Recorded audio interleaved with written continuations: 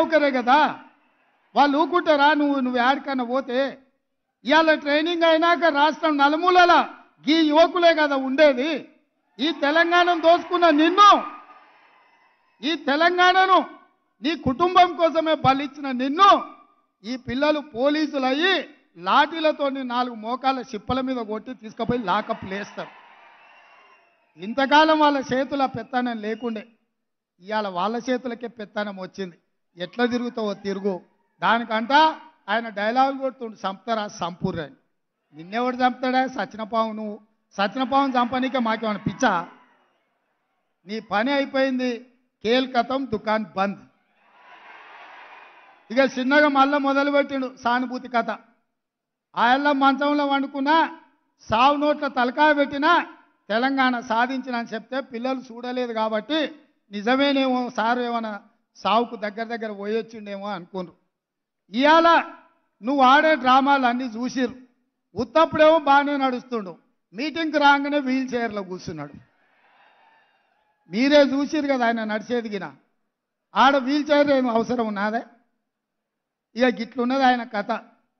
కాబట్టి మిత్రులారా, ఈరోజు ఒక్కొక్క సమస్యను పరిష్కరించుకుంటూ మీ ఉద్యోగ నియామకాలలో ఒక్కొక్క అడుగు ముందుకేస్తూ మీ జీవితాలలో వెలుగులు తీసుకురావాలని, ఈ ప్రభుత్వం మీద మీరు ఉంచిన నమ్మకాన్ని, విశ్వాసాన్ని నిలబెట్టుకోవాలని అహర్నిశలు మా ప్రభుత్వం పనిచేస్తుంది. ఏ తప్పు జరగకుండా, ఎవరికి నష్టం లేకుండా రాబోయే రోజుల్లో 2 లక్షల ప్రభుత్వ ఉద్యోగ ఖాళీలను భర్తీ చేసే బాధ్యత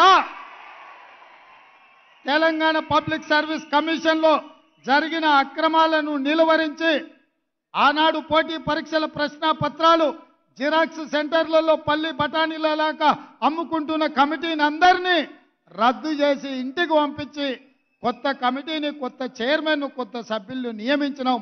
అందుకే ఇవాళ గ్రూప్ 1 పరీక్షల్ని 10 ఏళ్లు నిర్వహించలేదు. ఈరోజు 567 గ్రూప్ 1 పరీక్షల్ని నిర్వహించడానికి మా ప్రభుత్వం మంజూరు చేసింది.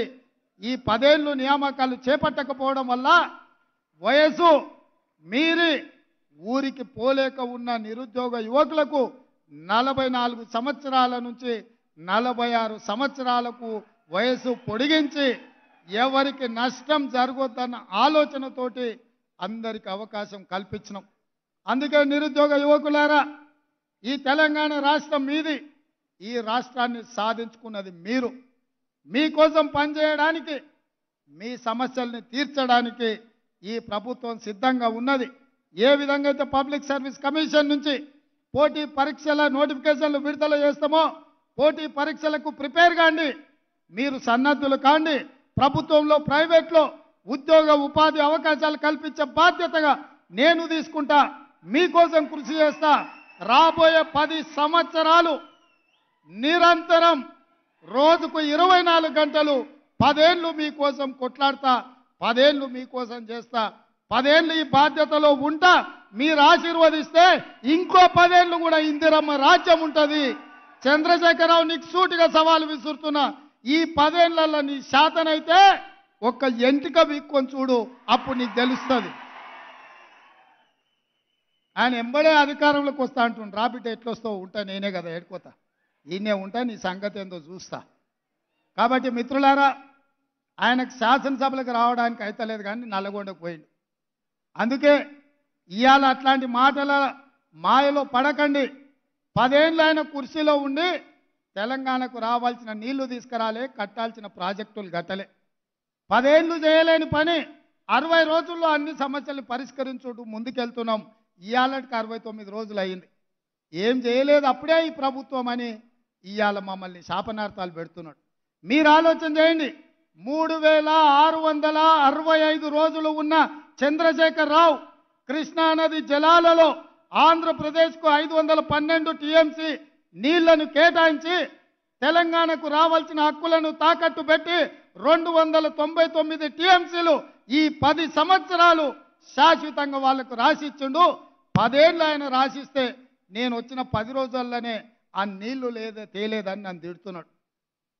ఇవాళ మీరు చెప్పండి, ఆయన సంతకం పెట్టడమే ఇవాళ గుదిబండగా మారింది. ఆయన శాత కాకపోతే ఏం చేయకుండా పక్కన పడేసి ఉంటే నేనే కొట్లాడి ఇవాళ నీళ్లు తెచ్చటోని. ఇవాళ నువ్వు పెట్టిన సంతకాలు మా పాలిట గుదిబండగా మారినాయి, తెలంగాణ రైతుల పాలిట మరణ శాసనంగా మారింది. ఇవాళ నువ్వున్నప్పుడే కదా నవంబర్ 30 తారీఖున